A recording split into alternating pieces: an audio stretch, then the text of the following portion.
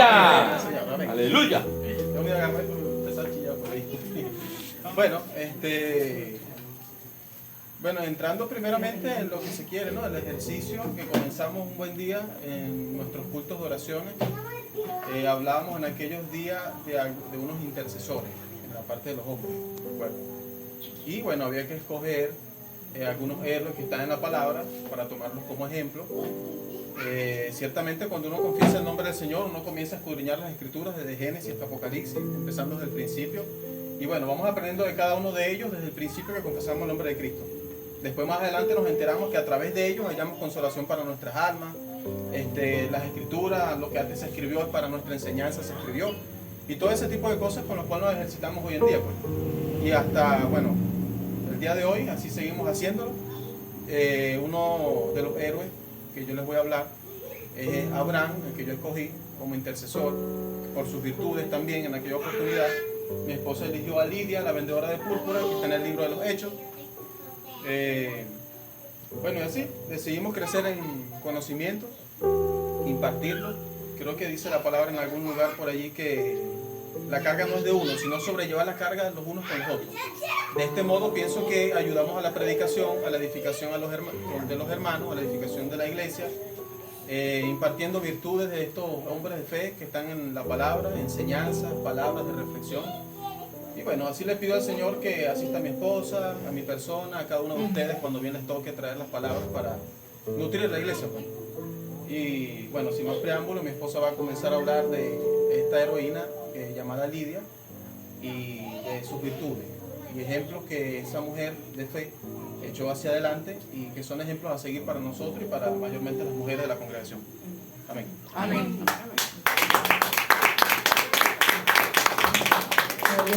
Bueno, Amén. como él lo acaba de anunciar, el nombre que yo escogí para ser reconocida en medio del grupo de oración es Lidia.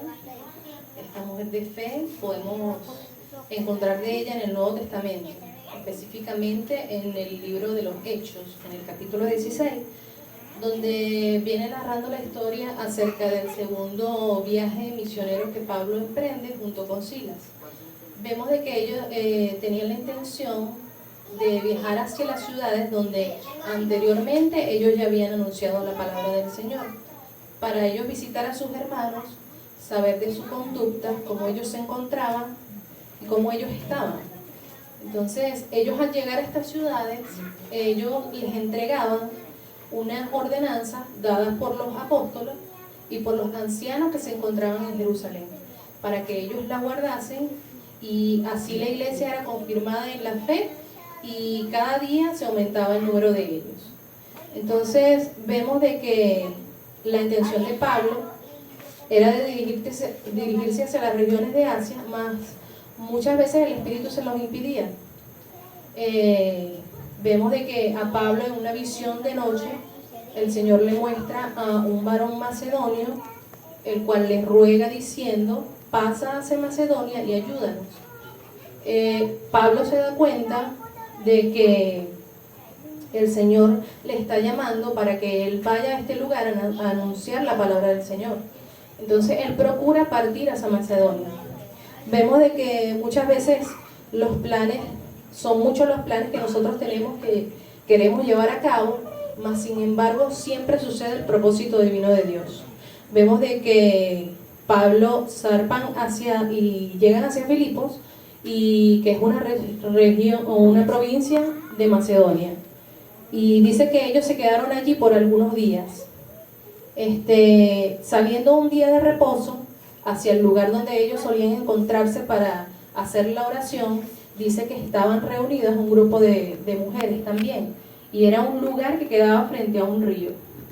Dice, es aquí donde aparece Lidia, que dice la palabra de que ella era vendedora de púrpura, y la púrpura la solían utilizar los reyes o los príncipes, dado a que esta era una prenda de un alto costo.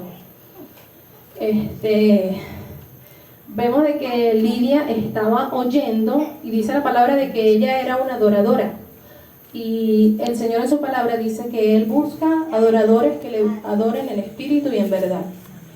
dice de que ella estaba oyendo y el Señor abrió su corazón para que ella estuviese atenta a todas las palabras que Pablo decía.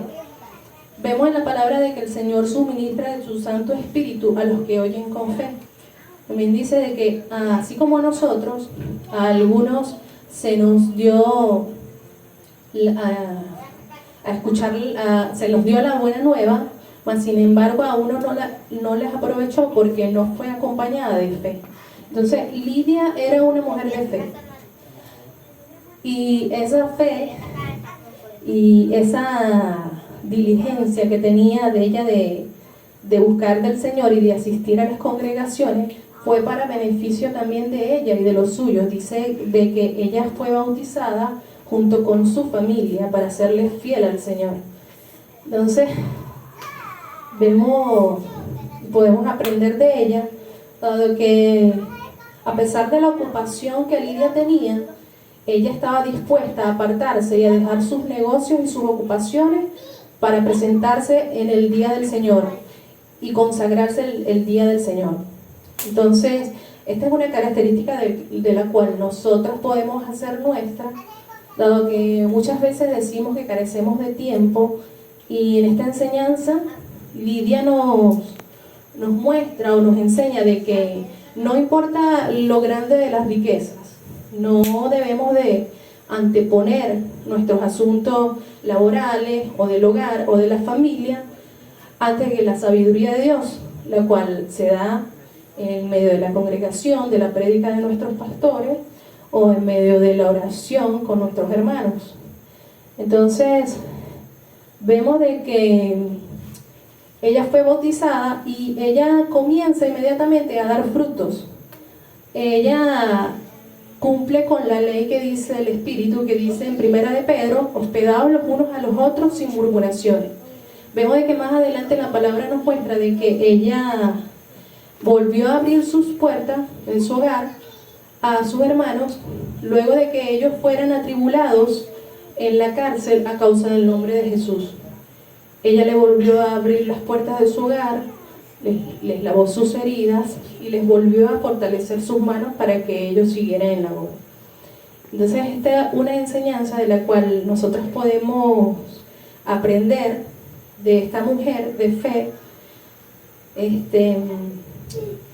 disponiéndonos nosotros de corazón todos los días en las congregaciones, a asistir a las congregaciones, dispuestos también a servir a los demás para ayudarles y estar prestos siempre a la enseñanza que viene en medio nuestro. Amén. Amén. El Señor les bendiga. Amén.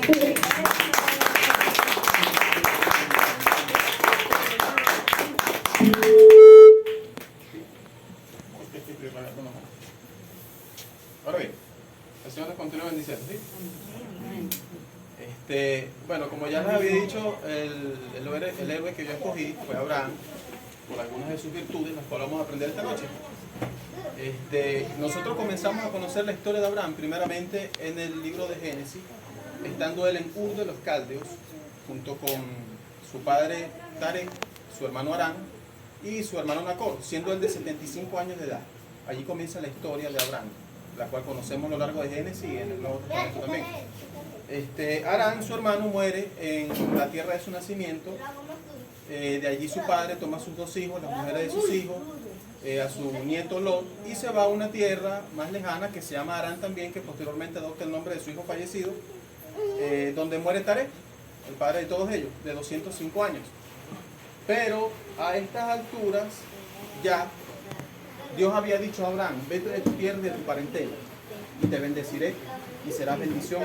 En ti serán benditas todas las naciones. Haré de ti una nación grande y fuerte. Los que te maldijeren, los maldeciré. Los que te bendijeren, los bendeciré. Y vemos que hay un conjunto de promesas que Dios le hace a Abraham también, en conjunto con un llamamiento, a la edad de 75 años. Él salió de Harán sin saber a dónde iba, lo revela el libro de los Hebreos. Esto es una acción que lo catapulta a él a ser un héroe de la fe. Aquí una pequeña reflexión que podemos hacer, el cual nosotros tenemos muchos de aquí, llamamientos y promesas también de parte del Señor. Y muchas veces queremos ver algo, si eso es cierto, si es así, si no es así, si se va a cumplir en este tiempo, si no, cosas que fluyen en nuestra mente. Mas no fue así en nuestro padre Abraham, porque el lugar donde él estaba, en Ur de los Caldeos, hasta la tierra de Canaán, habían aproximadamente 1000 kilómetros de a pie. Un viaje logístico que lleva hasta 5 o 6 meses. ¿Cuántos pasos tuvo que dar hasta llegar hasta allá? Muchas veces nosotros tenemos que accionar algunos pasos también para recibir alguna promesa del Señor que nos haya hecho, para activar alguna fe. ¿Cuántos pasos tuvo que dar él en 1000 kilómetros caminando, una logística inmensa con mucha gente, para llegar a la tierra a la cual Dios le había prometido? Dice que salió sin saber a dónde iba. Salió por la fe. Es aquel versículo que está escrito que dice: lo que vemos hay que esperarlo, a lo que no vemos con paciencia lo guardamos. Entonces nos enseña en un principio de pasos de Abraham a empezar a caminar por la fe desde su llamamiento. Salió solamente con un llamamiento, con algunas promesas, y de 75 años de edad. Llegando después a la tierra de Canaán, él se instala primeramente en un lugar llamado Siquem. De ahí en sus jornadas toma su gente, vuelve y se muda y pone sus tiendas entre Betel hacia el sur y Jai hacia el occidente, hacia el oriente. Allí planta un altar, hace un altar al Señor, comienza la adoración, comienza a invocar su nombre, los holocaustos, y en aquellos días hubo hambre en la tierra. Se ve la obligación de irse para Egipto, hace un acuerdo con su mujer de que es muy hermosa, dice que los egipcios lo matarán a él, los egipcios lo van a matar a él y van a preservar la vida de ella, por la belleza de ella. Di que eres mi hermana, le dice, para que me vaya bien por causa tuya. De hecho, está el Señor en esos planes, así fue. Llegó allá, lo vieron los príncipes de Egipto, alabaron a su mujer delante de él, dice la palabra. Y bueno, vemos que Abraham tuvo bastantes dotes y dones de parte de Faraón. Su corazón estaba confiado primeramente en el Señor, no lo dice literalmente, pero lo entendemos. Estaba confiado en el llamamiento que Dios le había dado, de que era imposible que nadie tocase a su mujer, así fuera el rey o el príncipe, por el llamamiento que ya él tenía de parte del Señor, el señalamiento. Estaba confiado también su corazón en su mujer, de que era una mujer virtuosa, era una mujer llena también de virtudes, como está escrito por ahí en los proverbios al final, en el elogio de la mujer virtuosa. Dice: el corazón de su marido está confiado en ella y no carecerá de ganancias. Esas dos cosas yo pienso que estaban en el corazón de él para hacer este acuerdo que hizo previo con ella. Él sale de allí, asimismo el Señor hiere a Faraón con grandes plagas. Él sale de allí riquísimo, más de lo que ya era, con su esposa. Faraón dio mandamiento acerca de ellos y se vuelve una vez más al lugar donde había plantado antes su tienda, en la tierra de Canaán, entre Betel y Jai. Se vuelve al lugar del altar que antes había construido. ¿Pero qué significa? Volvernos al altar que antes habíamos construido. Significa volvernos a la adoración. La adoración que una vez él presentó. Salió riquísimo, más rico de lo que ya era. Y aún así, las riquezas que tuvo no fueron impedimento para que él se volviese a adorar al Señor, al lugar donde antes lo hacía. De hecho, lo que leyó el pastor ahorita, yo lo iba a decir en Deuteronomio, cuando el Señor trae la advertencia. Claro, eso se escribió casi 400, 500 años después. Trae la advertencia que dice: guárdate de olvidarte de Jehová tu Dios cuando se multipliquen tus bueyes, tu ovejas, tu vaca, tu plata, tu oro, porque Jehová tu Dios es el que te da todas estas riquezas para que las disfrutes.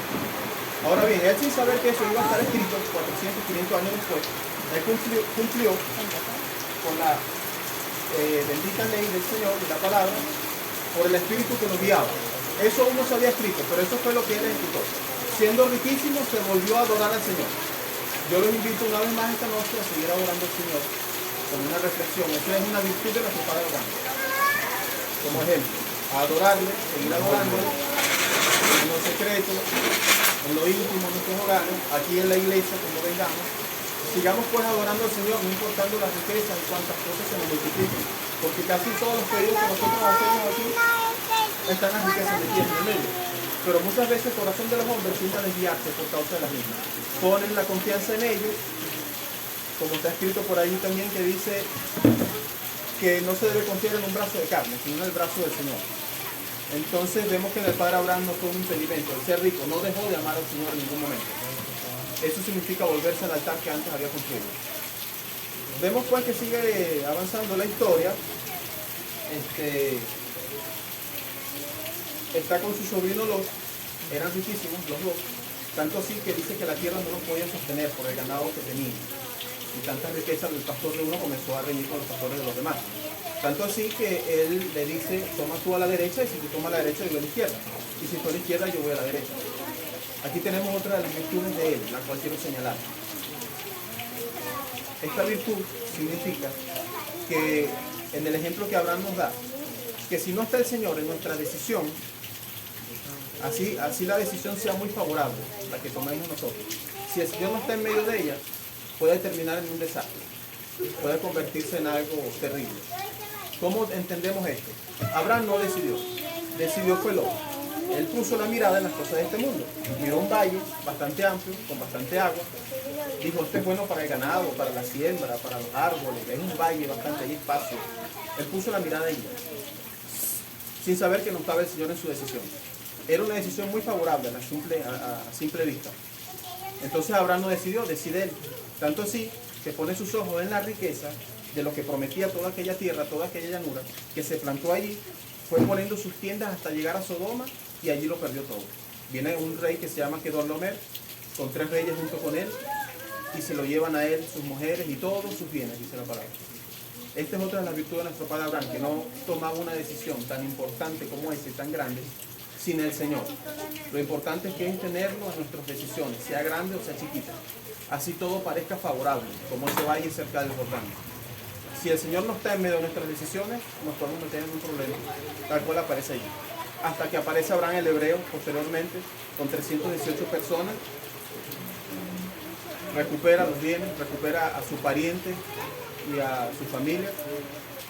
Viene el maravilloso encuentro después con Melquisedec, el rey de Salem, que significa rey de paz.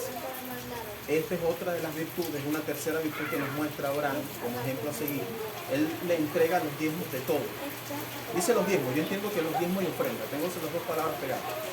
Esto nos enseña que a pesar que él no conocía la ley del Señor escrita, por el Espíritu que él lo guiaba, él sabía lo que había de hacer. Esto nos enseña también que tenía temor de Jehová, porque para esto ha sido constituido el diezmo y la ofrenda, o para la obediencia y para el temor a Jehová. Estas son una de las cosas que caracterizan al héroe de esta noche que yo les estoy expresando. Sigue avanzando la historia y conseguimos que Dios le da un pacto ahora. Va avanzando, va creciendo. Ahora va con pacto, no solamente con promesa.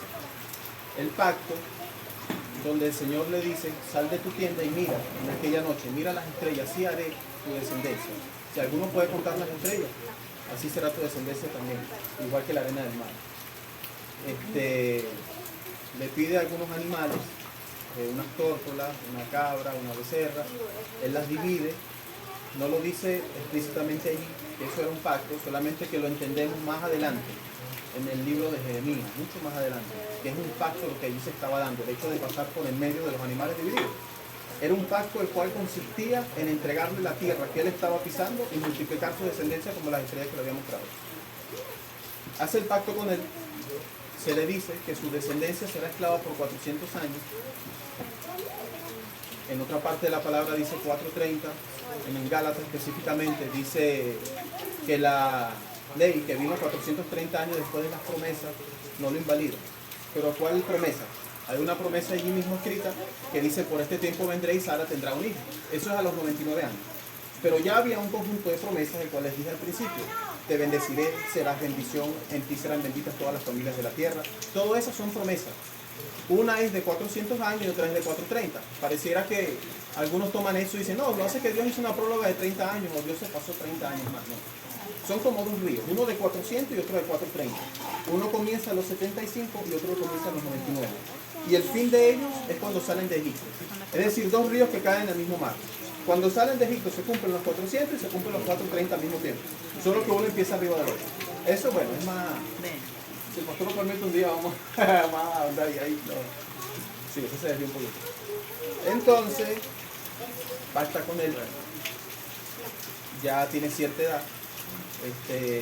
Habían transcurrido ya casi 10 años desde que estaban en la tierra. 10 años, dice. Tenía todas estas promesas. Le promete un hijo. A Sarai se le ocurre la brillante idea de darle a Agar su sierva. Estaba el plan del Señor en medio de todas estas cosas, porque de ese hijo también habían de nacer 12 príncipes, el cual habían de ser copartícipe de todas las bendiciones y de multiplicar la descendencia de Abraham de esa manera. Viene el hijo que se llama Ismael a la edad de 86 años, que Ismael significa Dios oye. Pasa el tiempo, vemos otra de las virtudes de él, la cual fue la parte de la circuncisión. Después de esto viene la circuncisión, a los 99 años. Y a los mismos 99 es aquella palabra de la promesa que está escrita en el libro de los Gálatas: por este tiempo vendré y Sara tendrá un hijo. Allí mismo, en esa misma edad. Y a esa misma edad también fue lo que aconteció con Abimelech, por allá en Filistea, que pasa lo mismo con su mujer, que vuelve a salir con otra riqueza. Entonces lo que quiero señalar son las virtudes de él, primeramente, para edificación de nosotros, no toda la historia como tal, porque el tiempo me faltaría todavía hablar del Nuevo Testamento, ahora estoy hablando nada más del Antiguo. Entonces recibe la circuncisión, primeramente siendo incircunciso, por causa de nosotros, los gentiles, para que la fe de todo incircunciso le sea contada por justicia, así como Abraham tuvo fe antes de ser circuncidado, y la recibe luego siendo circuncidado para ser el padre de la fe por la justicia que él tuvo al momento de creerle al Señor. La recibe siendo incircunciso para ser padre de este lado de los gentiles, y también los de la circuncisión, que pues vienen siendo estrictamente el pueblo judío. Entonces tiene a su hijo Isaac a la edad de los 100 años, esperó tranquilamente la promesa. Pasaron los años, muchas veces a nosotros no nos gusta esperar. Él tuvo que esperar casi 25 años, desde que arrancamos con los 75 de él. Que él dice, no tengo hijos, sino este damaseno nacido en mi propia casa, este siervo. Tuvo su hijo prometido, que es figura del Señor, el primero en ser circuncidado el 8º día según la ley también. Y bueno, me faltaría el tiempo, como les dije, para seguir hablando de él, como son cortas las exposiciones. Ahora es que habla de él en el libro de los Gálatas, en Romanos, en los Corintios, en el libro de los Hechos. Hay bastantes ejemplos de todas estas personas que, bueno, más adelante, si se nos da la oportunidad, seguimos hablando de él. En el nombre de Jesús, Señor, bendiga bastante. Amén.